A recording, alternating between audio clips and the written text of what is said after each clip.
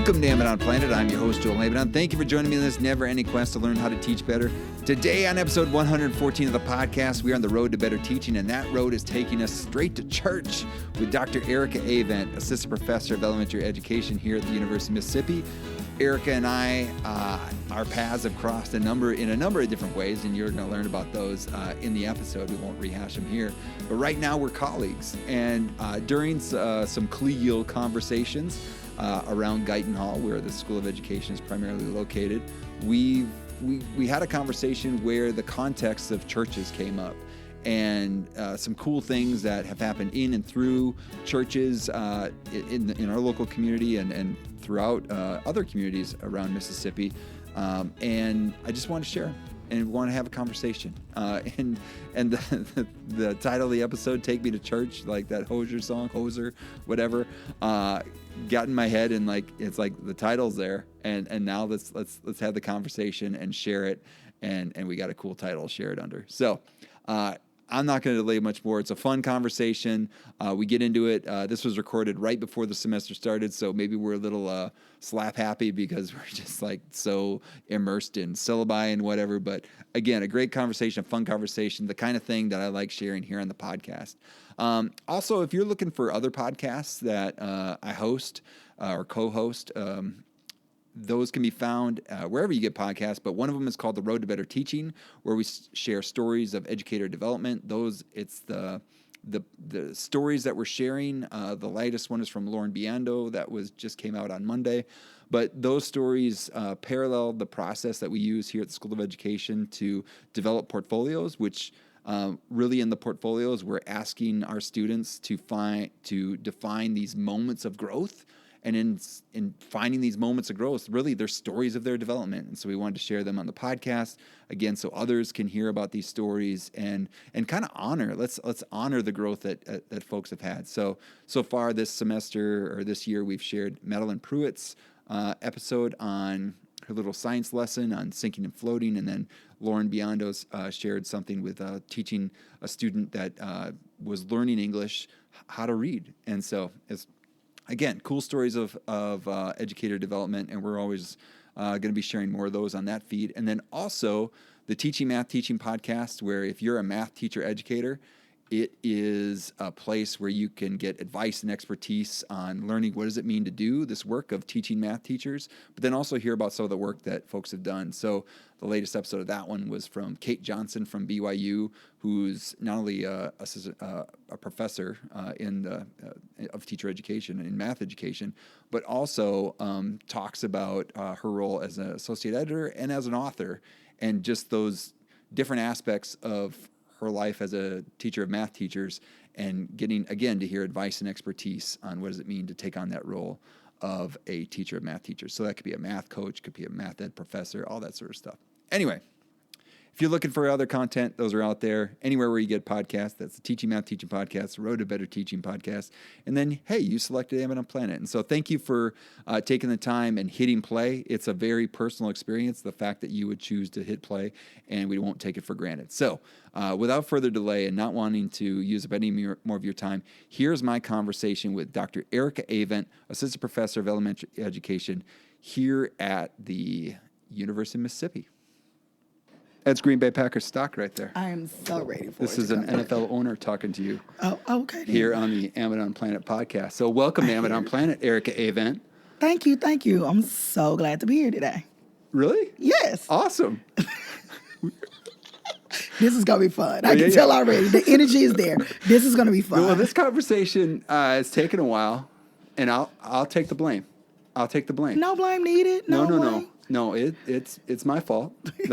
I wasn't on vacation, but it's okay.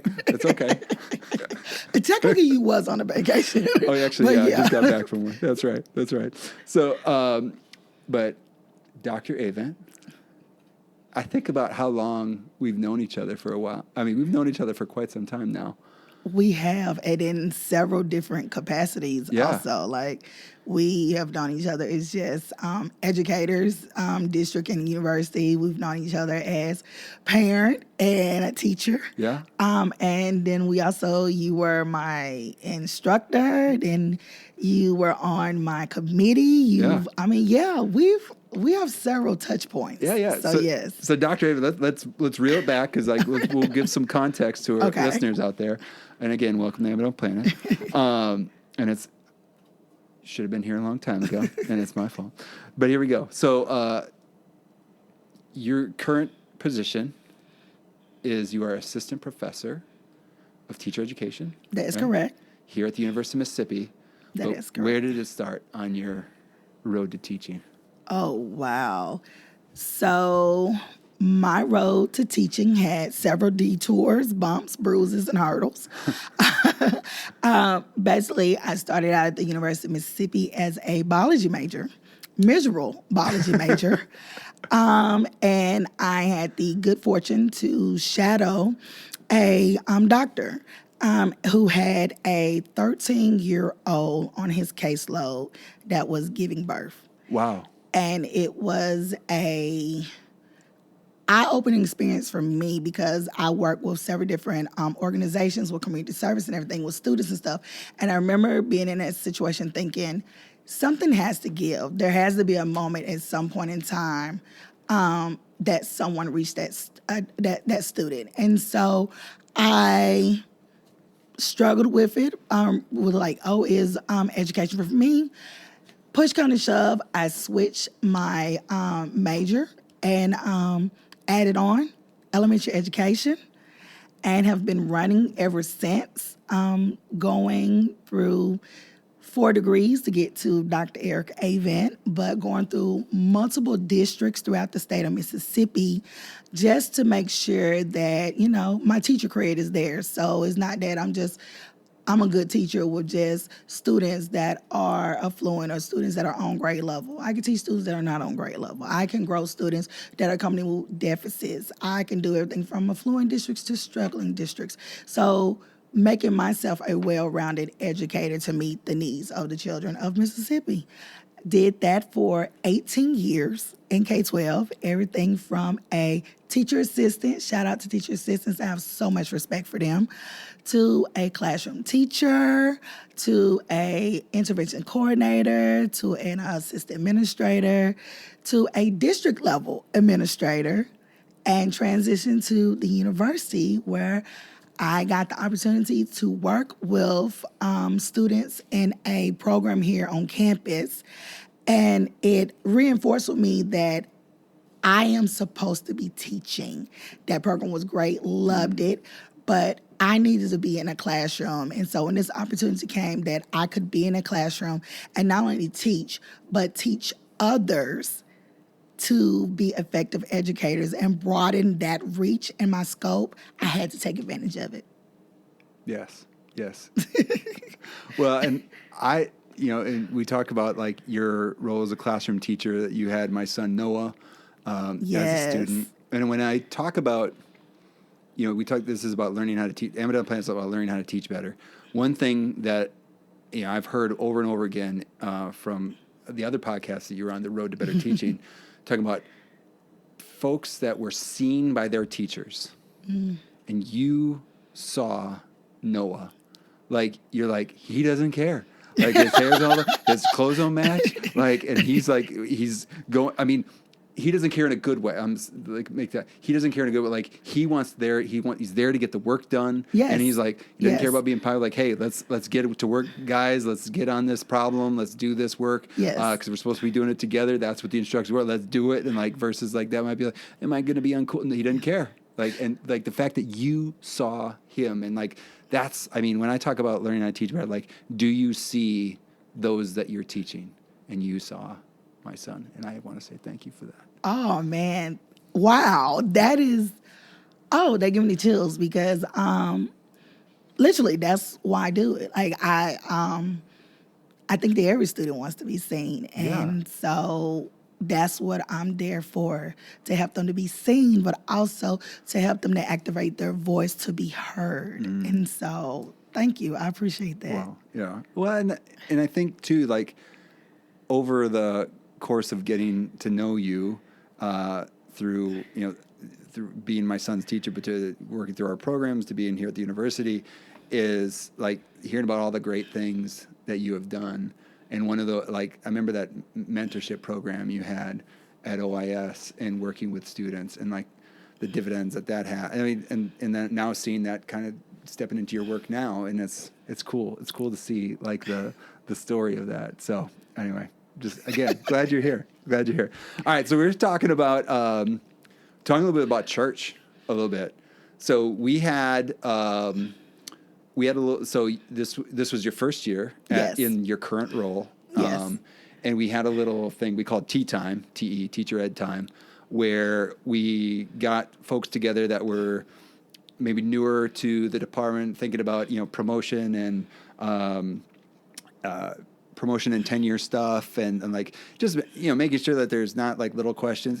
Basically any sort of like I don't know, I don't want to say indoctrination, but like on ramp to what does it mean to do the job, right? Yes. And so and it was fun. It was fun. I enjoyed it, and I think It was. it brought some anxieties down maybe a little bit, like about like, hey, what do we do for this? Like this email, just what does this mean? What's an activity report? All that good stuff that you need to do here at the university. But somewhere in there, towards the end, we were talking about like what are some other things that are happening, and I can't remember the exact exchange, but you talked about something again, another thing that you had done that I didn't know about, but about the things that you used to do at church, helping educate parents and teachers on this like special education process, and we're going to get into that in just a second. And it was like leveraging church for a purpose beyond, well, actually, not like being for what it is. It's a place where the community gathers. Correct. And so why not leverage it? And so, and you did that. And so like, and then it just thought like, hey, we need to talk about this. And so that led to here. Does that spark anything for you? Did anything else? Did I say anything else that was embarrassing during that? No, exchange? I think that was the exchange. You was like, We're wow. talking about ideas. And Yeah, things? he was like, wow, you're doing that at church. I was like, I've always conducted and did things in education with church. I'm like, it's a built-in audience. And he was like, you know what? I never thought about that. Yeah. It's an audience. So yes, I believe in the power of the community that is found in church. So why not utilize that for the advancement of students? Yeah. I absolutely beautiful. I mean, and I think maybe and I was trying to think like, well, why was that such? Because we've had some time to think about it since then. If it was for me thinking about. Maybe it'd be like, hey, I know, like I have a relationship from church, Mm-hmm. and I might lean on the relationship, Mm-hmm. but you're talking almost leaning on like the corporate side of it, like the collection. Yes. To get like, hey, this is a place where people gather. Let's gather them, and talk about something that is might be useful, right? To those Right. that. Most people go to church because, that's their socialization, that's their reaching for divine guidance and everything. And that's great. That is what. Right. But I also look at church as being a way to connect with people that you may not get in your classroom, who may not come to the school, who may not feel comfortable coming to the school. Yeah. So I'll never forget when I was going through the teacher education program, Miss Bobby Smothers. Oh, Dr. yeah, Dr. yeah, Smothers, uh-huh. one of the things she always said was that to go where your students' parents were. And I took that to heart. So when I started teaching and I couldn't get parents into the classroom, I started going where they were. So rather that mean going to the barbershop, I'm going to the barbershop on a Saturday morning. I was able to talk to a lot of parents. If it meant going to different churches in the area on Sunday, not only do you get to talk to the parents, you get to talk to the whole family.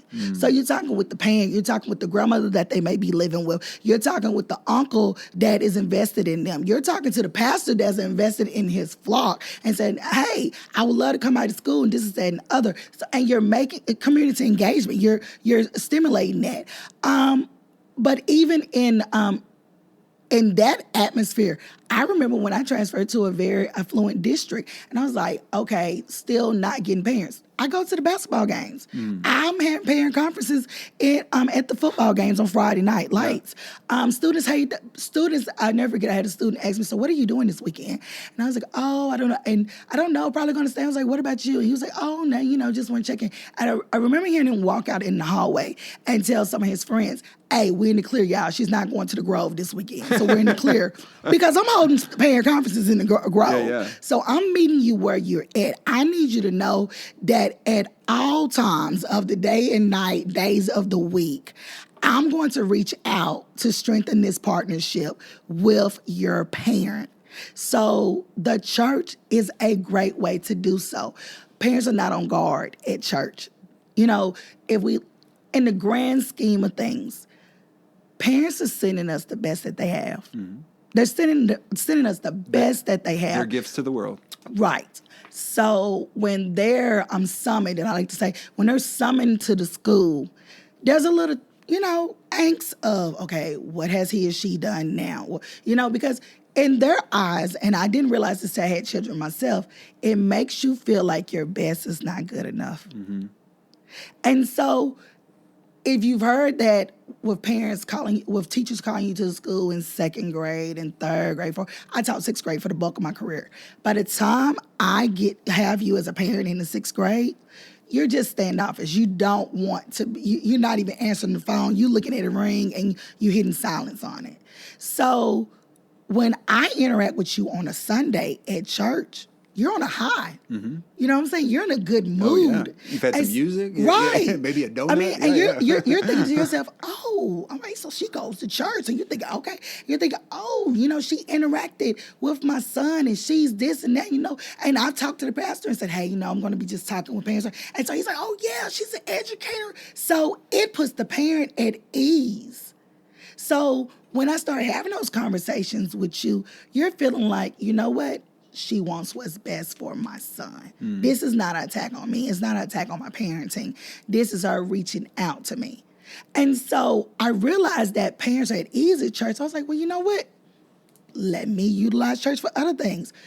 Pastor, can I do a presentation on parent engagement?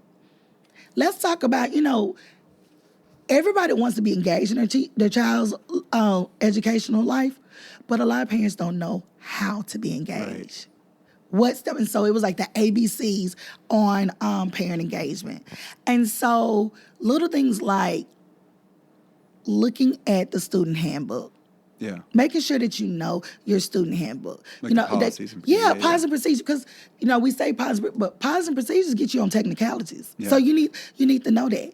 Little things like, and I say this and people think I'm crazy, like, by the time people register their kids and school start, 8 out of 10 parents have changed their phone number for whatever reason. Make sure the school has their new number. Yeah. It's very hard to be engaged when your current phone number is not on hand. I know, and it's funny when you think about it, yeah. But there are so many parents who are not being reached when it comes to their child just because we don't have the correct phone number on hand. Yeah. So that's something so one of the things when I'm talking to parents, like, hey, it's so good to meet you, it's so good to see you. Don't want to take up your Sunday, just want to make sure, are you getting my remind text that I sent out? Because I was a 3 o'clock everyday remind teacher. Yes, you were. Are you getting the homework remind? Oh, you're not good. You know what? I might need to edit your phone number.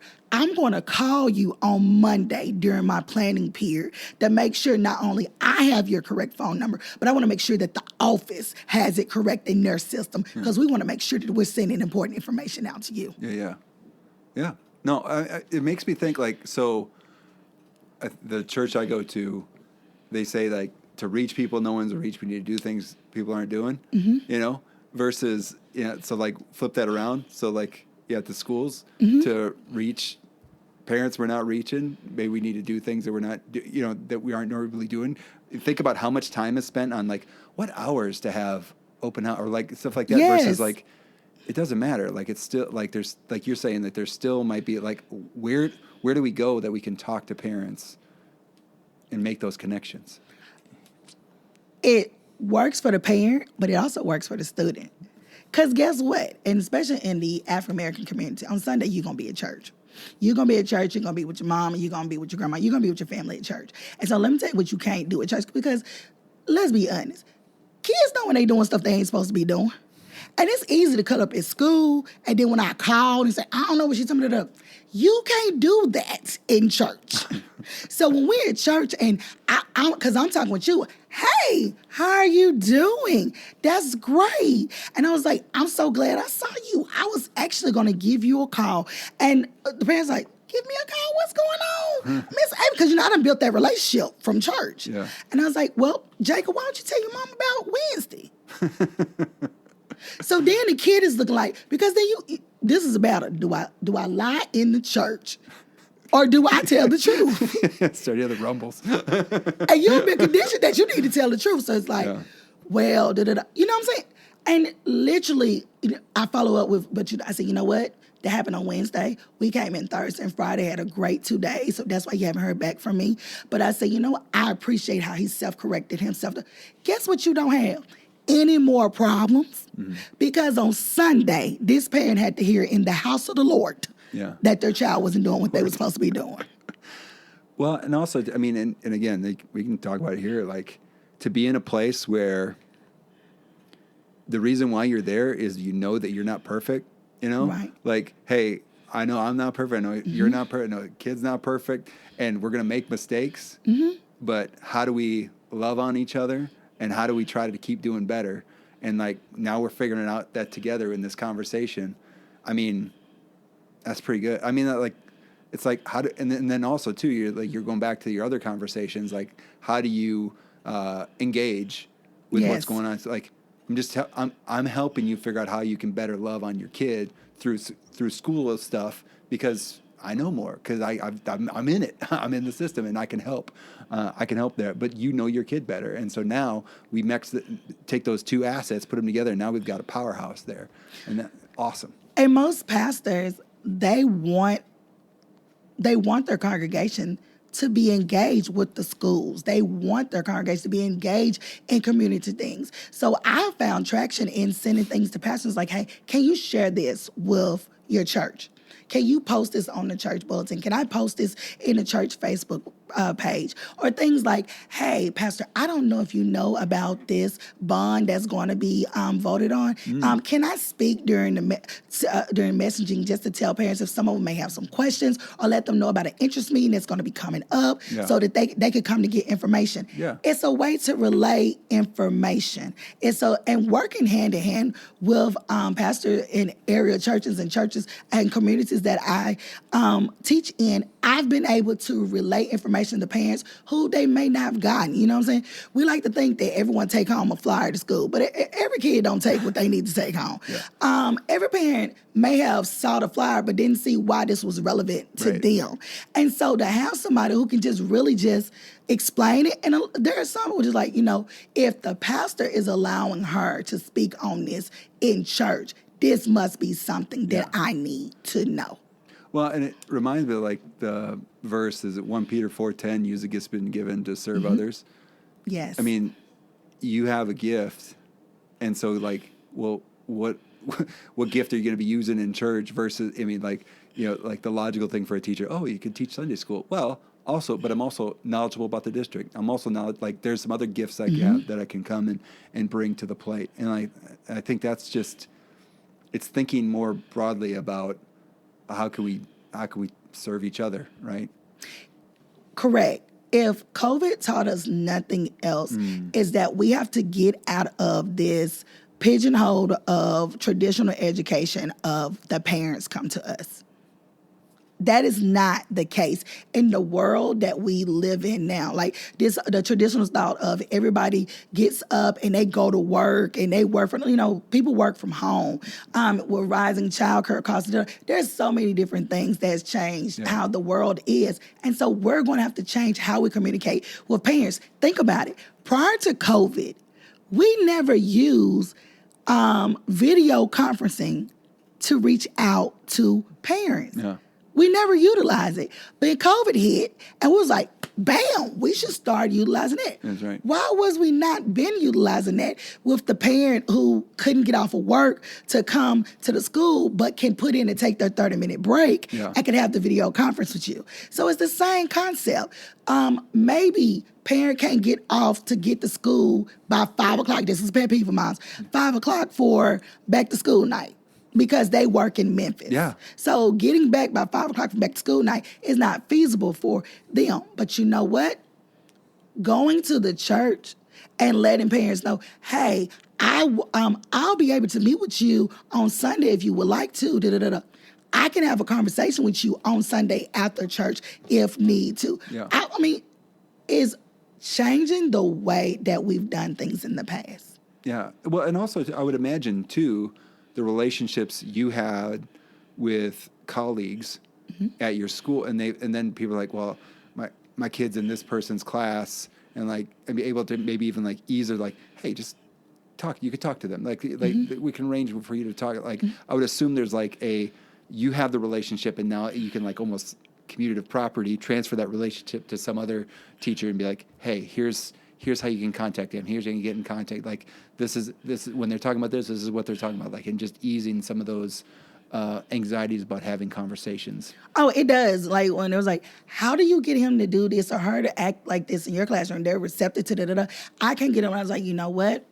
Have a conversation with them and just say, hey, I really appreciate how you've been doing in class. This is that and the other. I want to let you know that you're probably going to see me on Sunday because Miss Avent is inviting me to go. And I heard that, that's the church that da-da-da. So I just want to let you know I'll be seeing you on Sunday. So, da-da.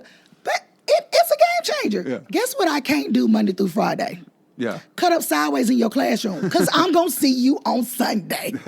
So because of that, I have to ask myself, I don't want these problems. Yeah. So Monday through Friday, I'm going to do what I have to do to the best of my ability because I want that to be what you convey if you interact with my parent on Sunday. Yeah. Well, and in the initial exchange that we had about the conversation, it made me think about Gloria Ladson Billings and how she set up Dream Keepers when she talked about, like, what does it mean to... what does it look like to successfully teach African-American children? She talked about she wanted to look at that, have an asset-based perspective because she's pushing against some of the narratives that were out there. And again, you can go to a previous episode of Avent on Planet to talk about that. Anyway, but when she was looking for who are the good teachers, she asked the principals. Makes sense. Asked the principals. But then she went to the churches and asked parents who are the good teachers and then looked for the overlap, right? Because, think about... culturally relevant pedagogy. We're talking about academic achievement, but we're also talking about cultural competence and then the critical consciousness and all that stuff to put together. But even thinking like that initial overlap of, hey, who did the principals think were successful and who did the families think that were successful? And then now we've got a great picture of who those teachers were. And it got me thinking like, oh, okay, thinking about, well, what does success look like, right? What does success look like? And so having, or what does a successful teacher look like? And you think about someone that is not only good in the classroom, but also good in the community. And you're talking about being at church, but you're also talking about other community events too, and being present in the place in which you're teaching, which I think is it's so important. So important. And it's a way to build community, not only with church, but with multiple avenues. So, for example, I'm a member of a D9 organization. And so... Wait, say that again? I'm a member of a D9 organization, Divine 9 organization. And so... working with other D9 orgs, we used to host what was called Educational Super Saturday here at the university, here in Oxford. And so, and it was literally the women of D9 orgs presenting information. We would talk about third grade reading gate because third grade reading gate passing rates. We would talk about the tier process because a lot of kids are tiers, but parents don't know what that means to be tiered. They don't understand the MTSS process. Yeah, they're saying, I see a lot of tears from their eyes, but no, that's not what we're talking about. No, not talking about that. Yeah. We're talking about these tier 1, 2, and 3, and what it means for that. We would have things parent engagement. We would have those different sessions, these think tank sessions with parents. Well, we partner with the D9 organizations. We partnered with the churches. We had it at the aerial church that served all of the churches, the collaboration of all the churches in this community. But then we also reached out to the school. The people who were conducting these sessions were teachers in the school of this community, teachers and administrators. And then not only that, reached out to the superintendents, reached out to the principals, because then people are saying, oh, wow, I saw that principal at the which was. It's giving them a time to network, not just because, oh, there's an issue with your child, this is that other. It's showing I am invested in the collaboration in this community. And I want you to know me, and I want you to know my name, and I want you to know that you can interact with me. So look at all those different areas that are overlapping at this point that's centered around the church. That's so good. Thinking about the power of the community, like tapping into, again, the expertise, and then and you, like the organization, facilitating that those exchanges, those interactions to happen. That's what you want, right? Right. And it makes the community a better place as well. I mean, and then, which is what we want out of our churches, right? To make the communities a better place to be. So say more about, just because I'm unfamiliar. Is it D? You said D9? I said D9, but it's the Divine Nine. So it's Divine Nine. It's the National Pale Hellenic Council. Okay. So we're talking about the members of Alpha Kappa Alpha, Delta Sigma Theta, Zeta Phi Beta, Sigma Gamma Rho, Phi Beta Sigma Alpha. We're talking about all of these Divine Nine organizations, which started at HBCUs. Yes. And so the majority of the members are African American members. And so you're talking about members who are college educated. You're talking about members who are involved in their community, because the foundation of all of our organizations is community service. It's to be of service of our communities. And so people in the community know us. Our outreach is much broader. And we know students. We're already working with kids through different avenues in our organizations. And so it's that overlap again. It's that overlap of us all coming together to help our communities to be better. Nice. It's educating me. That's good. So what? And I guess we kind of talked about a number of different ways. Like, are there any other ways that you think about how you've leveraged the church as a way to provide education to community members or to create connections? I don't know. Is there something we didn't cover there? Informing parents, interacting with parents, utilizing it to form connections. I think once you do those three things, the sky's the limit of what you can do in the church at that point. Yeah. And I mean, everything is simple as we have churches here in the Oxford community who will provide meals for different athletic events, provide clothes for the clothes closets, will provide tutors, allow you to come into their churches and tutor. One of the things I've done Wednesday nights, which is Bible study night. Yeah. And so it's like parents are going to be at the church and, kids are going to be Bible study stuff. But once Bible study is over, that 30 minutes, 45 minutes, hey, let's do a short tutorial on this. Let's talk about this. I've even gone in on Bible study nights and the pastor allows me to do parent engagement parent engagement seminars with the parents. Because a lot of times they have questions, but they don't know who to ask, or they don't want to feel like they're not knowledgeable. And so to know that utilizing the church as a safe space to ask those questions. Oh, this is full circle. You did tea time. I mean, basically that's what it yes. is. Right? You facilitate a place where, hey, now we're close together. Mm-hmm. It's really easy to ask a question. Mm-hmm. Or like, hey, and that question leads to another question, and so it leads to somebody else asking a question. Now everyone's getting educated all at the same time and doing the same thing.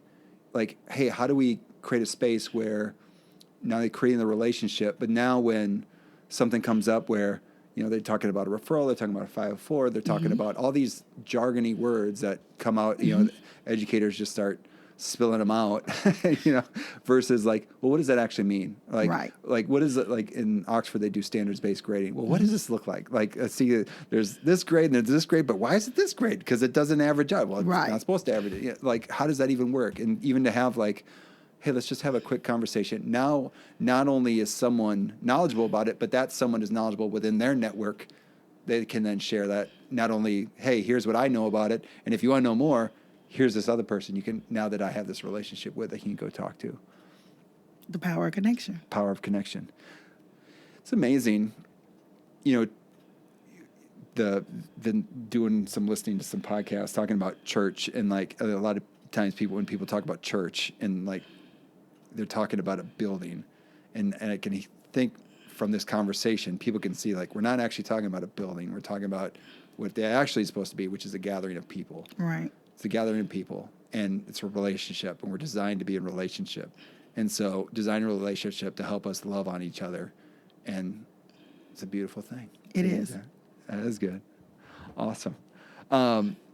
So this podcast is all about learning how to teach better, and I think, again, thinking about this, hey, how can we think about the relationships that we're, fostering on Sundays into better relationships for better ways for students to get to learn and be educated, and for people to become better teachers too, because they learn how to best connect with their students.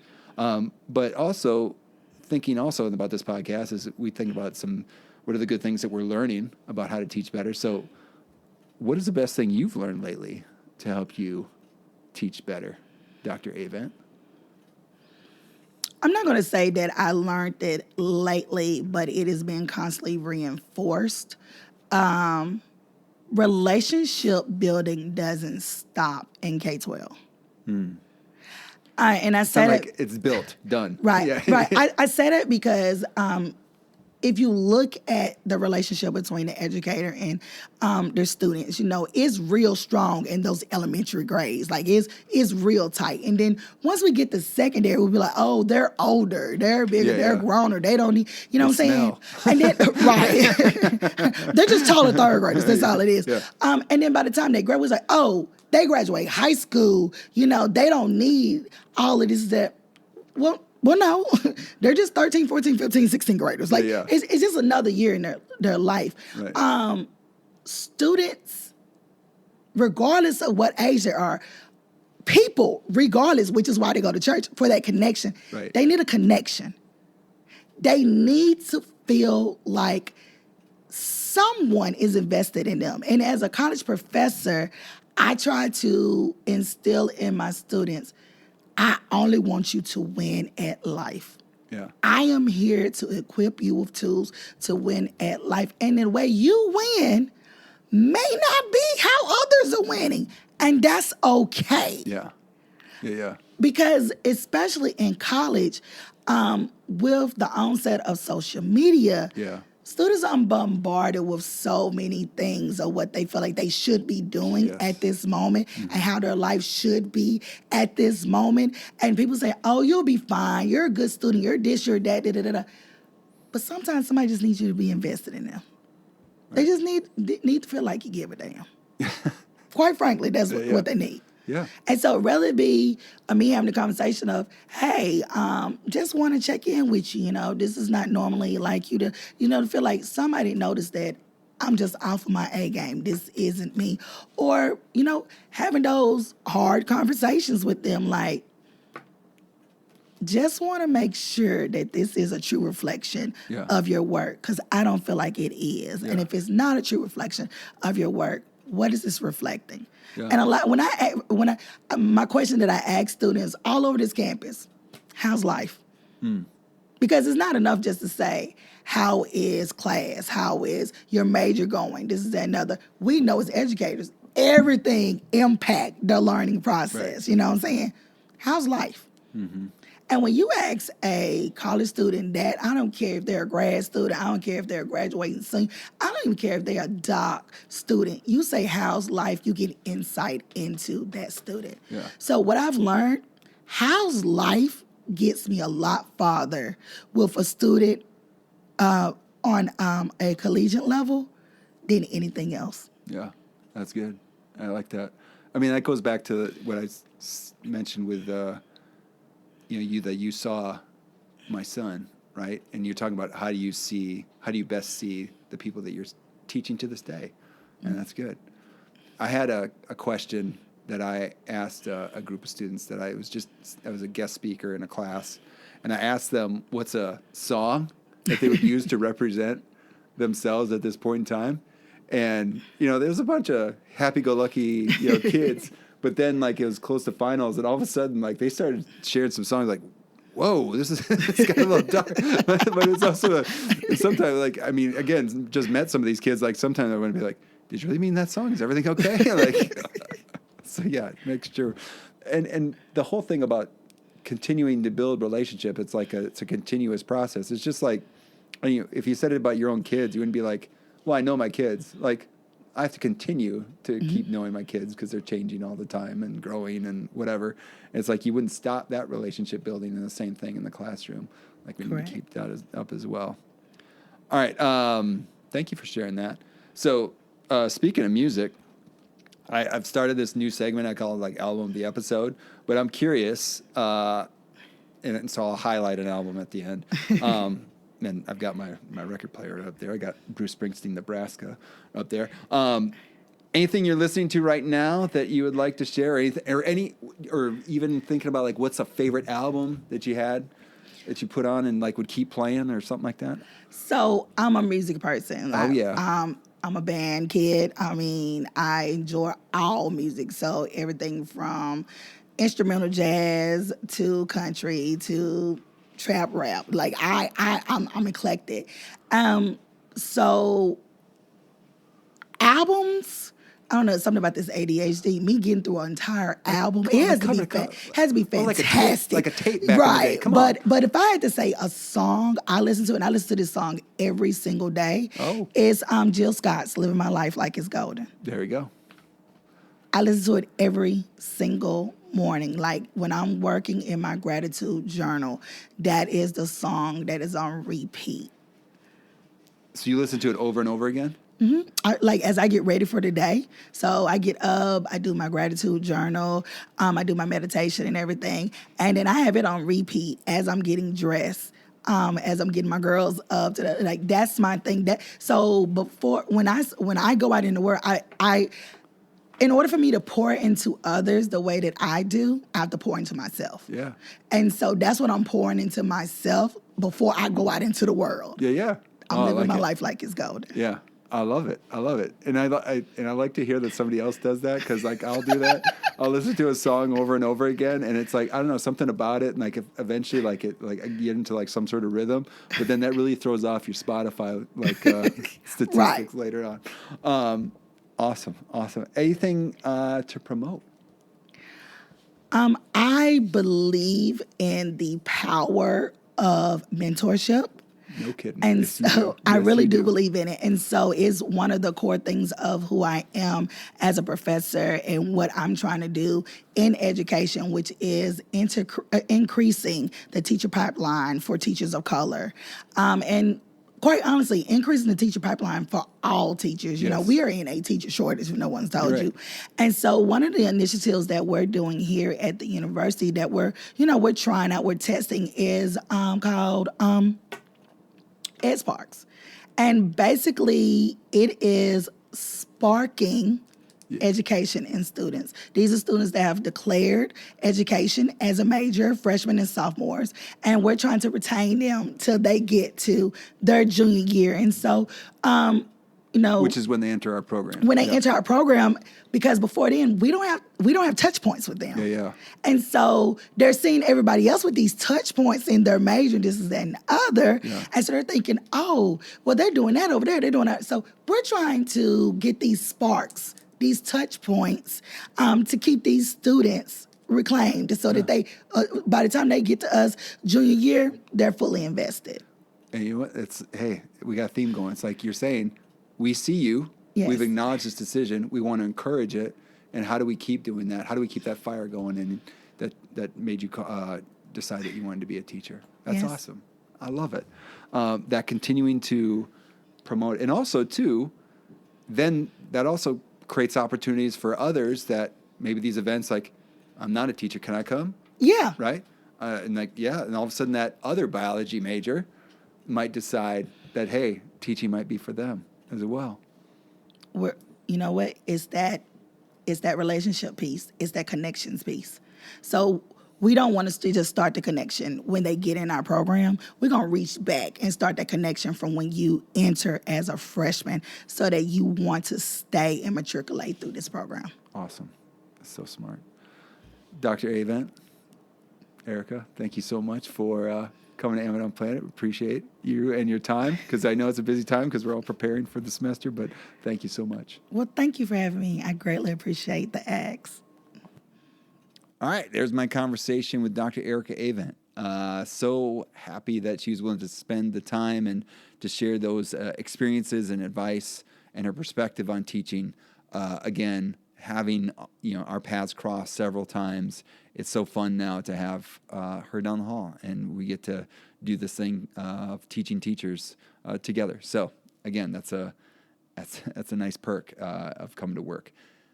All right, before we wrap it up, one, if you're looking for links, anything that we mentioned here, if you're looking for even access to some of our School of Ed programs, all those ones that Erica has taken advantage of and now she's teaching in, we'll put links to where you can find out more information in the show notes, which can be found at AventOnPlanet.com/episode 114.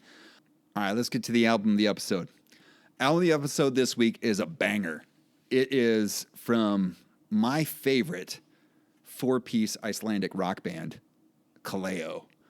That's KALEO, KALEO. And the album is A/B, A/B, which I would say is a fraction, A/B. If you really wanted to see it, if you type it, that'd be a fraction.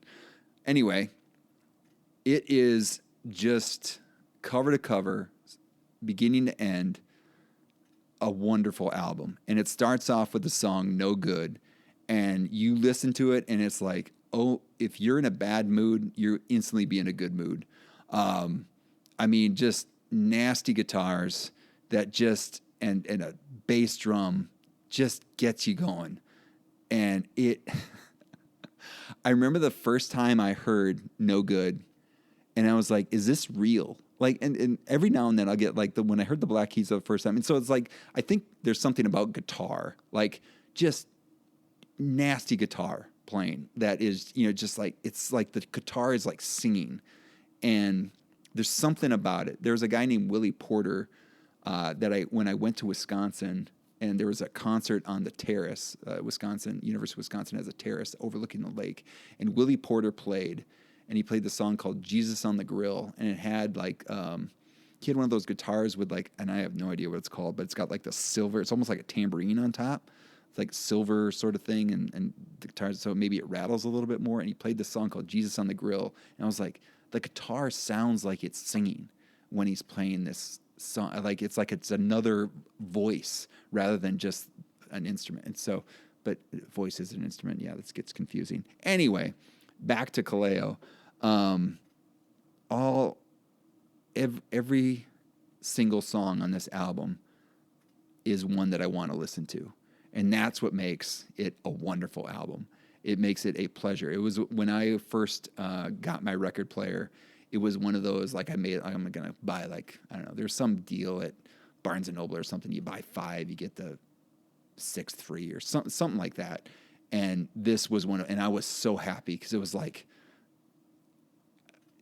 It was one that I wanted. I knew it was one that I wanted, even if it was just, again, my initial impression was that first song. And then when I put it on, and there's that relief. And I don't know if people haven't bought CDs or hadn't bought tapes or whatever, like when you initially bought music back in the day, you knew a couple songs, but the rest of them you probably didn't know unless you went to a concert and they played the whole album, or someone else had it. But when you listen to an album and you're like, I like that one. Yep.